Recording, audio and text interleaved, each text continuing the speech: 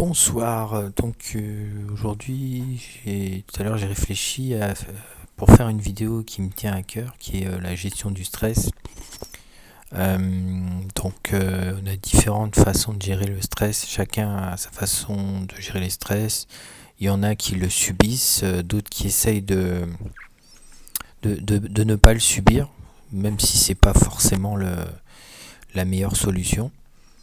Donc moi je dirais que il y a deux endroits où je ressens du stress. Ça peut être au travail par exemple, ou lorsque je sais que j'ai plein de choses à faire.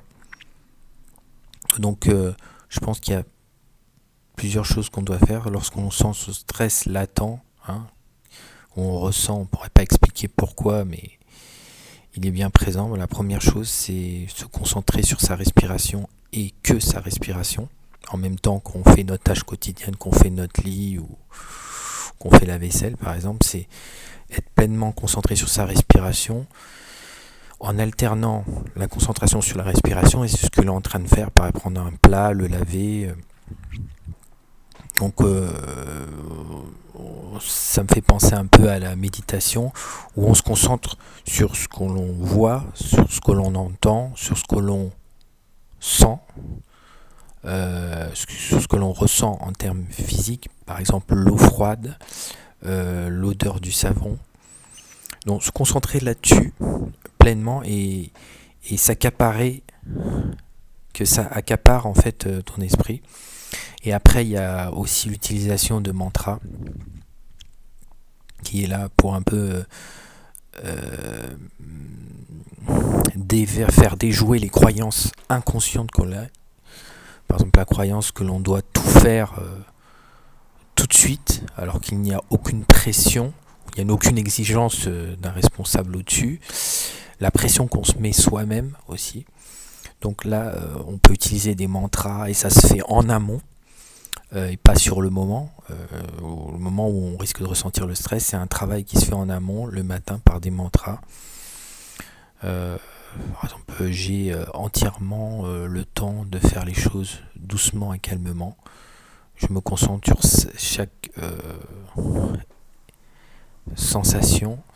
J'ai largement le temps, vous voyez. Donc c'est quelque chose qui doit se faire en amont, c'est ce qui est important. C'est un travail en amont.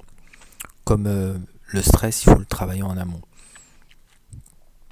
Le but étant d'être le moins stressé possible avant l'action ou l'activité qui te stresse, qui vous stresse. Donc premièrement, il y a clairement fixer un point, rester focalisé sur un point et fermer les yeux et ressentir les sensations et accélérer ces sensations, enfin accentuer ces sensations. Par un mouvement de balancier, elles vont se réduire. Donc ça, c'est une méthode qu'on trouve en psychothérapie, qui est la saturation cognitive, où par exemple on va penser au pire pendant 10 minutes, et on va essayer de ressentir au maximum ces sensations, les faire monter, et par effet de balancier en fait, elles vont diminuer. Il y a aussi une saturation aussi de se répéter tout le temps la même chose. Ça sature, ça fatigue, on en a marre en fait d'être négatif. Donc ça c'est une bonne technique. Après il y a les mantras, associés ensuite aux mantras, c'est la répétition de phrases pour nous axer, pour garder le cap. En général, cela concerne des ressources dont on a besoin, la sérénité, le calme, le fait de se concentrer sur chaque chose que l'on fait. Il y a aussi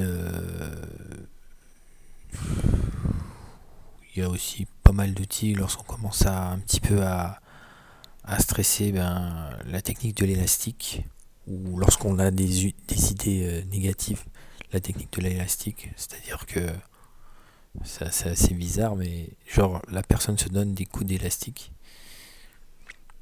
et ensuite elle elle peut faire une phrase à titre d'apaisement, je te pardonne, en parlant à soi-même. Donc ça c'est curieux, mais ça fonctionne. Donc il y a plusieurs méthodes. Il y a l'auto-hypnose. Donc ça c'est pour en fait, avant le moment de stress, préparer son esprit, son ressenti à être calme, à ressentir le calme. Et voilà, donc la saturation cognitive, l'auto-hypnose, l'utilisation des mantras, la focalisation sur le moment présent, et voilà aussi, planifier un petit peu. Quand on a beaucoup de choses, quand on a quelque chose de difficile à faire qui nous coûte, diviser la tâche, tout simplement, faire des petits pas. Donc voilà. Et je pense que c'est applicable dans pas mal de tâches, dans pas mal d'activités au quotidien, par la méthode Kaizen. Donc, essayer d'identifier aussi le principal d'une tâche, le 80%. On sait que 20% de nos actions amènent 80% du résultat, comme disait Pareto. Donc, essayer d'identifier les 20% et pas plus qui amènent 80% du résultat. Et essayer de faire ces 20% régulièrement. Donc voilà, c'était une vidéo sur la gestion du stress. N'hésitez pas à faire des commentaires. Et si vous voulez que je développe d'autres